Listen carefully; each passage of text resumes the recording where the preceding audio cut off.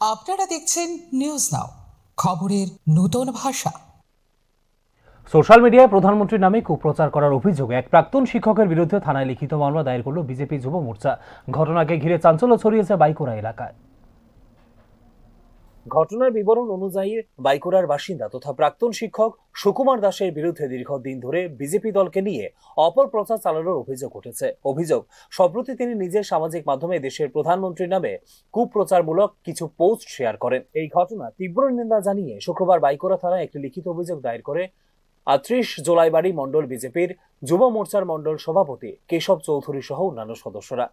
অভিযোগ দায়েরের পর সংবাদ মাধ্যমের মুখোমুখি হয়ে কেশব চৌধুরী জানান, এই ধরনের অপপ্রচার কোনোভাবেই মেনে নেওয়া যায় না। তিনি দাবি করেন, বাইকুড়া থানার পুলিশ যেন দ্রুত ও নিরপেক্ষ তদন্ত করে এবং ঘটনার জড়িতদের বিরুদ্ধে দৃষ্টান্তমূলক শাস্তির ব্যবস্থা গ্রহণ করে।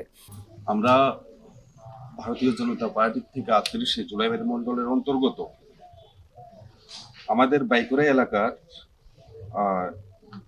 সুকুমার দাস নামে একজন ব্যক্তি, উনি আমাদের দেশের যশস্বী প্রধানমন্ত্রী নরেন্দ্র ভাই মোদীজির নামে তার ফেসবুক পেজের থেকে নানান রকমের কুউক্তি কুভাষা ব্যবহার করে উনি বারংবার পোস্ট করতেছে ফেসবুকে। তো তারই প্রতিবাদে আজকে আমরা এখানে এই বাইকুড়া এলাকার জনপ্রতিনিধি বা আমাদের সোশ্যাল ওয়ার্কার যারা আছে, আমরা সবাই মিলে আমরা বাইকুড়া পিএসএ একটা এপিআর করেছি এবং আমরা চাইব আগামী দিনে শুধু আমার বাইকুড়া এলাকা নয়, গোটা দেশের মধ্যে যেন আমাদের এমন মহান নেতার নামে যেন কেউ কোনো কুউক্তি করতে না পারে।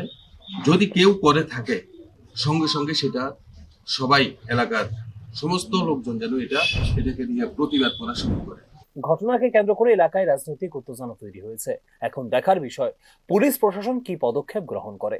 Bureau report, news now.